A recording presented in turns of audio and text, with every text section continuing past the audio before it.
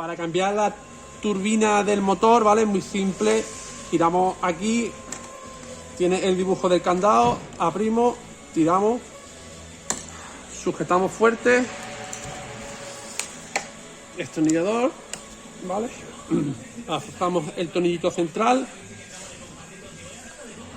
tiramos y para ponerla lo mismo, muy intuitivo y fácil.